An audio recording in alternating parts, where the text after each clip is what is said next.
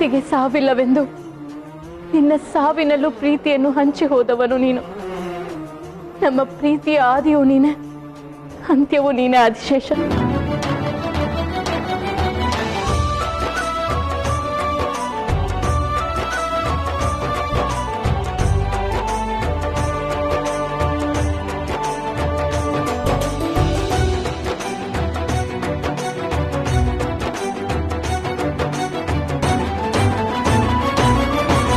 ನಮ್ಮ ಪ್ರೀತಿ ಒಂದಾಗಲು ಪರಮೇಶ್ವರನೇ ಕಾರಣ. ಪರಮೇಶ್ವರನಿಗೆ ನಾವು ಧನ್ಯವಾದ ಅರ್ಪಿಸಬೇಕು. ಭಾಷೆ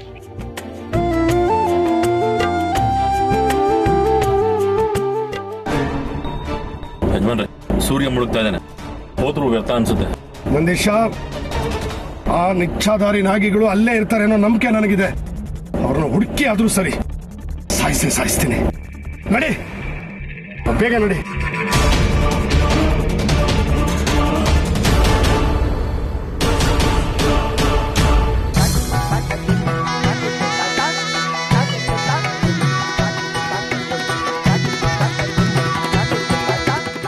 ಪರಮೇಶ್ವರ, ನಾಗಲೋಕದವರಿಗೆ ಶ್ರೇಷ್ಠವಾದ ದಿನ ನಾಗರ ಪಂಚಮಿ. ಇಂದು ನಿನ್ನ ಸನ್ನಿಧಾನದಲ್ಲಿ ನಿನ್ನ ಸಾಕ್ಷಿಯಾಗಿ ನಾವಿಬ್ಬರು ಒಂದಾಗುತ್ತೇವೆ. ನಮ್ಮನ್ನು ಆಶೀರ್ವದಿಸು.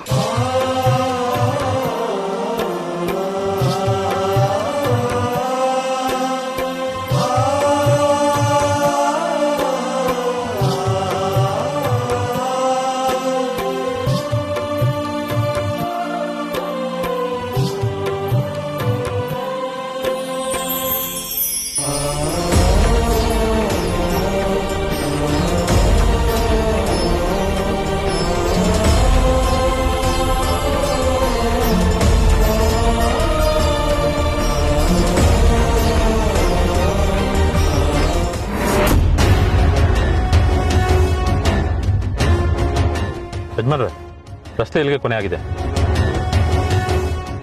ಆದ್ರೇನಂತೆ, ನಾಡ್ಕೊಂಡೇ ಹೋಗೋಣ. ನಡಿ.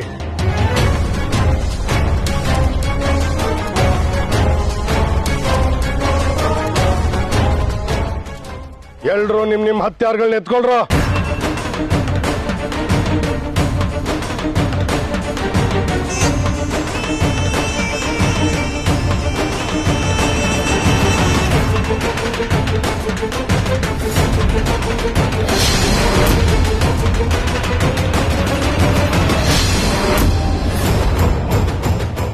ಶಿವಾನಿ, ನಮ್ಮಿಬ್ಬರ ಮಿಲನಕ್ಕೆ ಆ ಪರಮೇಶ್ವರನ ಒಪ್ಪಿಗೆ ದೊರಕಾಯಿತು. ನಿನಗೆ ಒಪ್ಪಿಗೆಯೇ? ನನ್ನ ಒಪ್ಪಿಗೆ ಕೇಳಬೇಕೆ?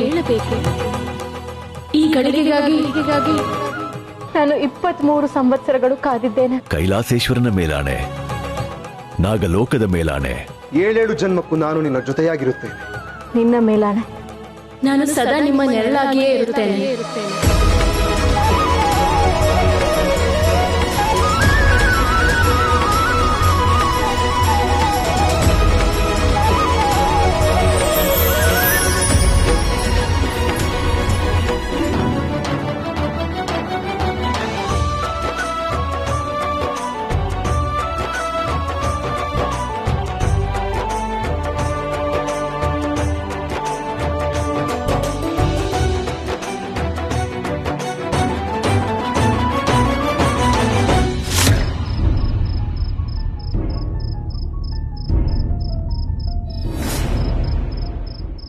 ಆದಿಶೇಷ, ಈ ಕ್ಷಣದಿಂದ ನಮ್ಮ ಹೊಸ ಬದುಕು ಆರಂಭವಾಗಲಿದೆ. ದುಷ್ಟಶಕ್ತಿಯಿಂದ ದೂರವಾಗಿದ್ದ ನಮ್ಮ ಪ್ರೀತಿ ಈ ಕ್ಷಣದಿಂದ ಬೆಸೆದುಕೊಳ್ಳಲಿ. ಬೆಸೆದ ಪ್ರೀತಿಯನ್ನು ಮತ್ತಾರೂ ಕಸಿದುಕೊಳ್ಳದೇ ಇರಲಿ.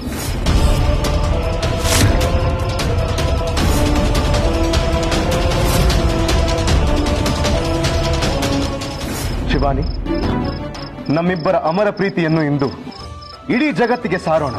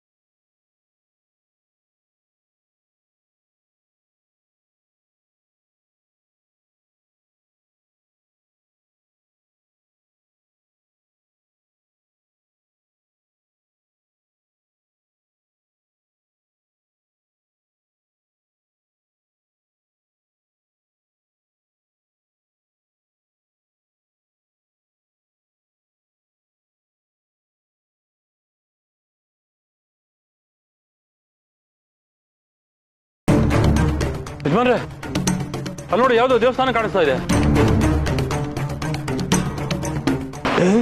ದಿಗ್ವಿಜಯ್, ದೇವಸ್ಥಾನ ಅದೇ ಇರ್ಬೋದು ಕಂಡು. ಏಯ್, ಎಲ್ರು ಅವ್ರವ್ರ ಹತ್ಯಾರನ್ನ ಸರಿ ಇಟ್ಕೊಂಡಿರಾ? ನೋಡಿಲ್ಲೇ ಆ ಇಚ್ಛಾದಾರಿ ನಾಗಿಣಿನ ಹಾಗೆ ಕೊಂದ್ಬಿಡ್ಬೇಡ್ರಪ್ಪ. ಫಸ್ಟ್ ಅವಳ ಮುಖನ ಕಣ್ ತುಂಬ ನೋಡಬೇಕು, ಆಮೇಲೆ ಕೊಲ್ಲೋಣ. ಏಯ್, ಮಾತಾಡಿ ಮಾತಾಡಿ ಆ ನಾಗಗಳನ್ನ ಎಚ್ಚರಿಸ್ಬೇಡಿ. ನನ್ಗೆ ಯಾಕೋ ಭಯ ಆಗ್ತಾ ಇದೆ. ಇಚ್ಛಾಧಾರ ನಾಗಗಳು ಇಬ್ರು ಇಲ್ಲೇ ಇದ್ರೆ ಏನಾದ್ರೂ ಹೆಚ್ಚು ಕಮ್ಮಿ ಆದ್ರೆ? ನಂದೀಶ, ಎಲ್ಲದಕ್ಕೂ ಭಯ ಬೀಳ್ಬೇಡ. ನಾನು ಎಲ್ಲದಕ್ಕೂ ರೆಡಿಯಾಗೇ ಬಂದಿದ್ದೀನಿ. ಹೋದ್ಸಲ ಮಾಡಿದ ತಪ್ಪನ್ನ ಮತ್ತೆ ಮಾಡಬಾರ್ದು. ಇಬ್ಬರನ್ನೂ ಕೊಂದು ಹಾಕಬೇಕು. ಬನ್ನಿ ನನ್ನ ಜೊತೆ.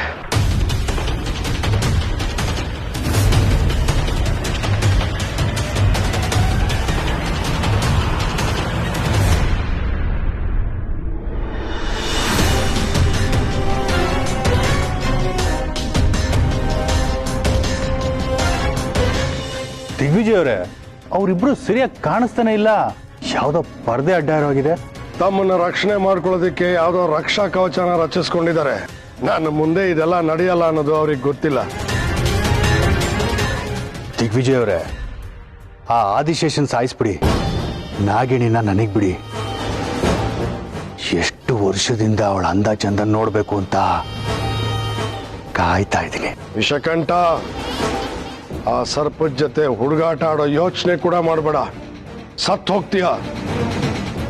ಆದ್ರೂ ಕ್ಲಾರಿಟಿ ಇಲ್ದಲೇ ಇಷ್ಟು ಚೆನ್ನಾಗಿ ಕಾಣಿಸ್ತಿದ್ದಾಳೆ ಅಂತಂದ್ರೆ ಇನ್ನ ಡೈರೆಕ್ಟ್ ಆಗಿ ಇನ್ನೆಷ್ಟು ಚೆನ್ನಾಗಿ ಕಾಣ್ಬೋದು.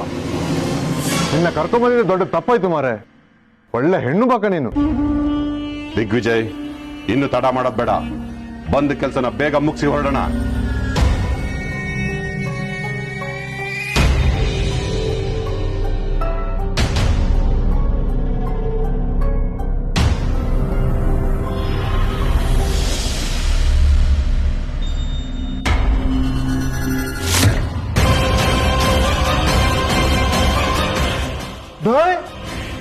ಏನಾಯ್ತಾ? ಯಾವುದೋ ಬಲವಾದ ಶಕ್ತಿ ಅವ್ರನ್ನ ರಕ್ಷಣೆ ಮಾಡ್ತಾ ಇದೆ. ನನ್ನನ್ನೇ ಹಿಂದಕ್ಕೆ ತಳ್ಬಿಡ್ತು. ಯಜಮಾನ್ರೆ, ಅವುಗಳು ನೋಡಿದ್ರೆ ಎಲ್ಲದಕ್ಕೂ ತಯಾರಾಗಿದೆ ಅನ್ಸುತ್ತೆ.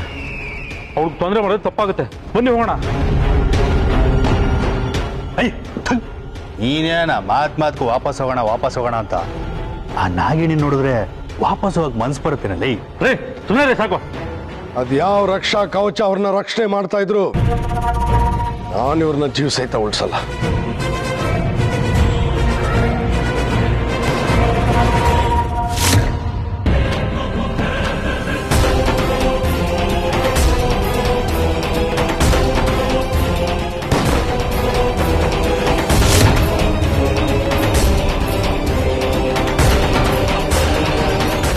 ದಿಗ್ವಿಜಯ್, ಒಂದೇ ಏಟಿಗೆ ಸಾಯ್ಬೇಕು ಅವರು. ಹಾಕೊಡೆ ಹೊಡೆ ದಿಗ್ವಿಜಯ್.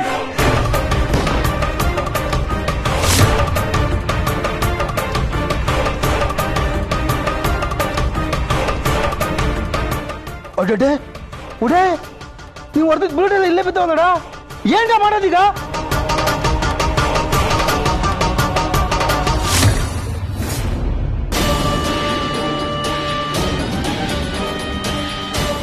ದಿಗ್ವಿಜಯ್ ಅವರೇ, ಇದ್ಯಾಕೋ ಆಗದಿರೋ ಕೆಲಸ ಅನ್ಸುತ್ತೆ. ನಡೀರಿ. ಹೌದು ಮಾರೆ, ಬಂದ ದಾರಿಗೆ ಸುಂಕ ಇಲ್ಲ ಅಂತ ವಾಪಸ್ ಹೋಗುವ. ನಾನು ಆಗ್ಲೇ ಹೇಳಿದೆ, ನನ್ನ ಮಾತು ಕೇಳಿದ್ರೆ ಇಲ್ಲಿ ತನಕ ಬರೋ ಅವಶ್ಯಕತೆನೇ ಇರ್ತಾ ಇರಲಿಲ್ಲ. ದಿಗ್ವಿಜಯ್, ಮಾತಾಡು. ಏನ್ ಮಾಡೋದೀಗ?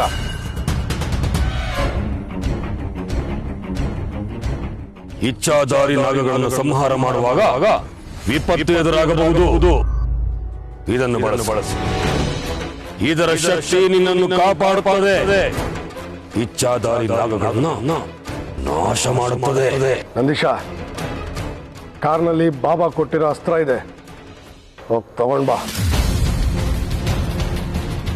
ಇವತ್ತು ಇವರಿಬ್ಬರನ್ನ ಸಾಯಿಸದೆ ನಾನು ಇಲ್ಲಿಂದ ವಾಪಸ್ ಹೋಗಲ್ಲ. ಯಜಮಾನ್ರೆ, ಹೋಗೋನ್ನಲ್ಲ ನಂದೀಶ.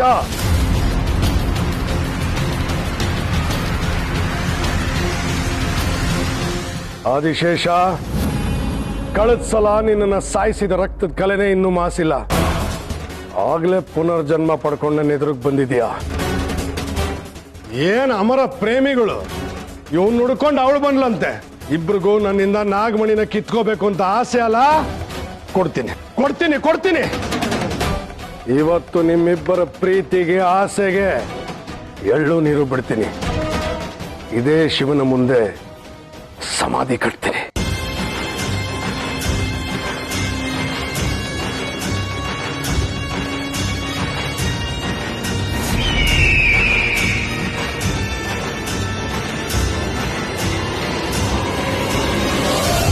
ಯಜಮಾನ್ರು,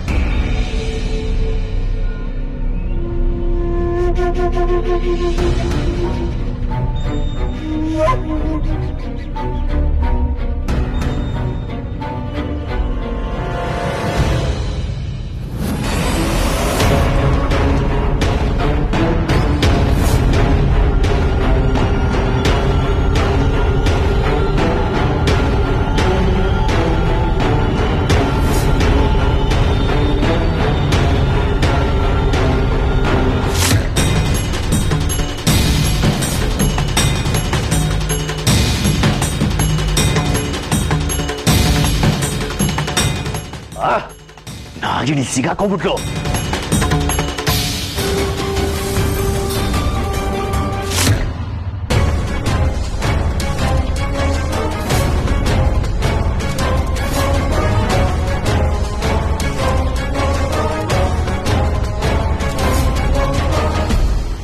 ಅರೆ ಎಂತ ಮರ್ಯ, ಇಬ್ರು ಎಲ್ಲಿ ಹೋದ್ರು? ಮತ್ತೆ ಓಡಿದ್ರ? ಎಲ್ಲೋ ತಪ್ಪಿಸ್ಕೊಂಡ್ರು ಅನ್ಸುತ್ತೆ. ಭೈರವ್ ಬಾಬಾ ಹೇಳ್ದಾಗೆ ಅವರಿಬ್ರದ್ದು ಮಿಲನ ಆಗಿರ್ಬೇಕು. ಅದಕ್ಕೆ ವಿಶೇಷ ಶಕ್ತಿ ಬಂದು ಅವರಿಬ್ರು ತಪ್ಪಿಸ್ಕೊಂಡಿದ್ದಾರೆ ಅನ್ಸುತ್ತೆ. ಯಜಮಾನ್ರೆ, ಏನಿದ್ರ ಅರ್ಥ? ಪಿಚ್ಚಾದಾರಿ ನಾಗಗಳು ಎಲ್ಲೋದು? ತಪ್ಪಿಸ್ಕೊಂಡ್ರು ಅಂದ್ರೆ ಅವ್ರಿನ್ ನಮ್ ಕೈಗೆ ಸಿಗಲ್ವಾ? ಗೊತ್ತಿಲ್ಲ. ಸಿಕ್ಕಿದ್ದೊಂದು ಅವಕಾಶನೂ ಕೈ ತಪ್ಪೋಯ್ತು. ಅಷ್ಟು ಮಾತ್ರ ಸತ್ಯ. ಅಂದ್ರೆ ನಾಗಗಳ ಸಮ್ಮೇಳನ ಆದ್ರೆ ನಮ್ಮೆಲ್ಲರ ಆಯಸ್ಸು ಕ್ಷೀಣಿಸುತ್ತೆ ಅನ್ಸುತ್ತೆ. ಉಡೇ ಏನ್ ಮುಂದ ನಾವು ನಮ್ ಕೊನೆ ದಿನಗಳು ಎಣ್ಸದೆಯಾ? ಎಂತೆಂತ ಆಸೆಗಳನ್ನ ಇಟ್ಕೊಂಡಿದ್ದೆ. ಪಟಾಯಾಗೆ ಫ್ಲೈಟ್ ಬೇರೆ ಬುಕ್ ಮಾಡಿದ್ದೆ. ಎಲ್ಲ ಹಾಳು ಮಾಡ್ಬಿಟ್ರಿ. ಊರಲ್ಲಿ ಸುಮ್ಮನೆ ಮುದ್ದೆ ಬಸಾರ ಉಣ್ಕೊಂಡಿದ್ರೆ ಆಗಿತ್ತು. ಯಾಕಾರು ಬಂದು ಇಲ್ಲಿಗೆ. ನಾನೀಗ ಮಂಗಳೂರಿಗೆ ಹೋಗ್ತೇನೆ. ಸಮುದ್ರದ ಕೆಳಗಡೆ ಕೂರ್ತೇನೆ. ಉಪ್ಪು ನೀರಲ್ಲಿ ಹಾವು ಬರೋದಿಲ್ಲ ಮಾರೆ. ಯಜಮಾನ್ರೆ, ಯಾಕೆ ಮೌನವಾಗಿದ್ದೀರಾ? ಮಾತಾಡಿ. ಹಾವು ಸಾಯಿಸುತ್ತೆ ಅನ್ನೋದಕ್ಕಿಂತ ಆ ಭಯದಲ್ಲಿ ಸತ್ತೋಗ್ತೀವಿ. ನನಗೆ ಇದನ್ನ ಜೀರ್ಣಿಸ್ಕೊಳಕ್ ಆಗ್ತಾ ಇಲ್ಲ. ತಪ್ಪಿಸ್ಕೊಂಡ್ಬಿಟ್ರು. ಸಾವಿನ ದೌಡೆಯಿಂದ ತಪ್ಪಿಸ್ಕೊಂಡ್ಬಿಟ್ರು. ಆದಿಶೇಷ,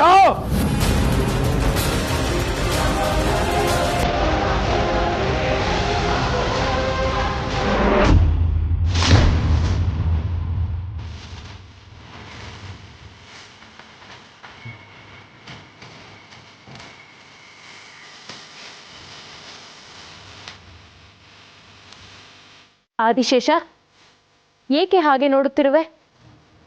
ನಿನಗೆ ನಾಗಲೋಕದ ಗುರುತು ಸಿಗುತ್ತಿಲ್ಲವೇ? 23 ಸಂವತ್ಸರಗಳ ನಂತರ ಈ ಪವಿತ್ರವಾದ ಲೋಕದಲ್ಲಿ ನಾನು ನಿಂತಿರುವುದು ನನ್ನ ಪುಣ್ಯ. ನಿನ್ನನ್ನು ನಾಗಲೋಕಕ್ಕೆ ಕರೆದುಕೊಂಡು ಬರುವುದು ನನ್ನ ಆಸೆ ಆಗಿತ್ತು. ಆ ಪರಮೇಶ್ವರನೇ ನಮ್ಮನ್ನು ಇಲ್ಲಿಗೆ ಕರೆಸಿಕೊಂಡಿದ್ದಾನೆ. ಆ ಪರಮೇಶ್ವರನ ಆಶೀರ್ವಾದವೇ ನಮ್ಮ ಅಮರ ಪ್ರೇಮವನ್ನು ಉಳಿಸಿದ್ದು. ಆ ಕೈಲಾಸೇಶ್ವರನಿಗೆ ಅದೆಷ್ಟು ನಮಿಸಿದರೂ ಸಾಲದು. ಪರಮೇಶ್ವರ, ನಿನ್ನ ಶ್ರೀರಕ್ಷೆಯನ್ನು ಬೇಡಿ ನಿನ್ನ ಭಕ್ತರು ಬಂದಿದ್ದೇವೆ. ನಮ್ಮನ್ನು ಆಶೀರ್ವದಿಸು.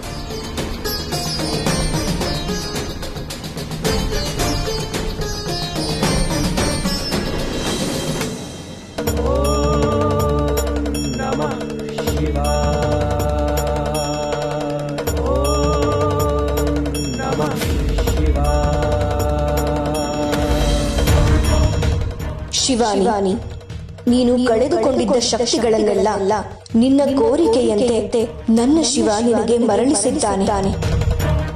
ಇಂದು ನಿಮ್ಮಿಬ್ಬರ ಸಮ್ಮಿಲನದ ದಿನ. ಇಬ್ಬರ ಪ್ರೀತಿಯು ಒಂದಾಗಿ ಮಿಲನದ ರೂಪ ಪಡೆದಿದೆ. ಇದೆಲ್ಲದಕ್ಕೂ ನನ್ನ ಶಿವನೇ ಕಾರಣ. ಶಿವಾನಿ, ನೀನು ಆದಿಶೇಷ ಒಂದಾಗಿರಬಹುದು, ಆದರೆ ನಿನಗೆ ಆದಿಶೇಷ ರೂಪದ ಪರಿಚಯವಾಗಿಲ್ಲ. ಭೂಲೋಕಕ್ಕೆ ಮರಳಿದ ಮೇಲೆ ನಿನಗೆ ತ್ರಿಶೂಲೆ ಆದಿಶೇಷ ಎನ್ನುವುದು ನೆನಪಿನಲ್ಲಿ ಉಳಿಯುವುದಿಲ್ಲ. ಚಿಂತಿಸಬೇಡ. ಶಿವನ ಆಶೀರ್ವಾದದಿಂದ ದೊರಕಿರುವ ಶಕ್ತಿಯನ್ನು ಬಳಸಿಕೊಂಡು ನೀನು ಆದಿಶೇಷನನ್ನು ತಿಳಿದುಕೊಳ್ಳಬೇಕು. ಇನ್ನು 10 ದಿನಗಳಲ್ಲಿ, ಅಂದರೆ ಈ ಪಂಚಮಿಯಿಂದ ಸರಿಯಾಗಿ 10 ದಿವಸಕ್ಕೆ ಬರುವ ಅಮಾವಾಸ್ಯೆಯ ದಿನ ನಿನಗೆಲ್ಲ ಸತ್ಯವೂ ತಿಳಿಯುವುದು. ತ್ರಿಶೂಲನೇ ಆದಿಶೇಷ ಎನ್ನುವುದು ತಿಳಿಯುತ್ತದೆ. ಅಲ್ಲಿಯವರೆಗೂ ನೀನು ಕಾಯಲೇಬೇಕು.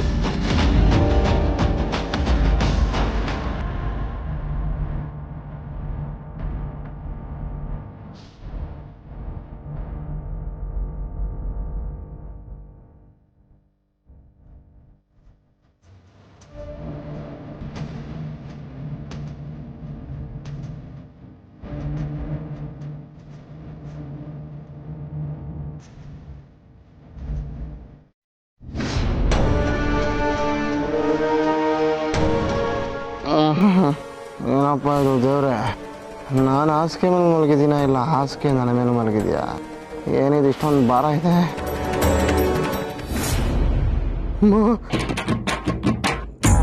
ಏನಪ್ಪ ನಿನ್ ಲೀಲೆ? ಶಿವಾನಿ ನನ್ನ ಮೇಲೆ ಮಲ್ಕೊಂಡಿದ್ದಾಳ. ಇದಕ್ಕೆ ಕನಸ ಒಂದು ಗೊತ್ತಾಗ್ತಾ ಇಲ್ವಲ್ಲ? ಇಡೀ ರಾತ್ರಿ ಹೀಗೆ ಇದ್ವಾ? ನನ್ನ ಶಿವಾನಿ ಮಧ್ಯ ನಾನು ಏನು ಮಾಡ್ದೇನೆ ಏನೇನೋ ಮಾಡ್ದೆ ಅಂತ ಹೇಳ್ತಾಳೆ. ಇವಾಗ ಇವಳು ನನ್ನ ಎದೆ ಮೇಲೆ ಮಲಗಿದ್ದಾಳೆ. ಇದನ್ನೇನಾದ್ರೂ ಇವಳು ನೋಡಿದ್ರೆ ಅಷ್ಟೇ ಗತಿ. ನನ್ನ ಫ್ರೈ ಮಾಡಿಬಿಡ್ತಾಳೆ.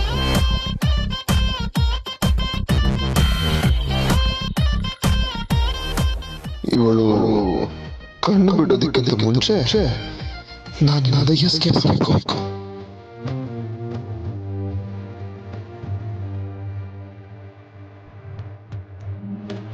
ಸದ್ಯ ಎಚ್ಚರ ಆಗ್ಲಿಲ್ಲ. ಶಿವ, ನೀನೇ ನನ್ನ ಕಾಪಾಡಪ್ಪ.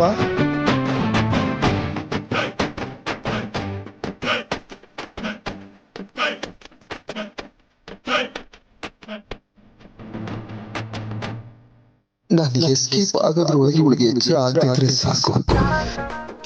ದೇವ್ರೆ.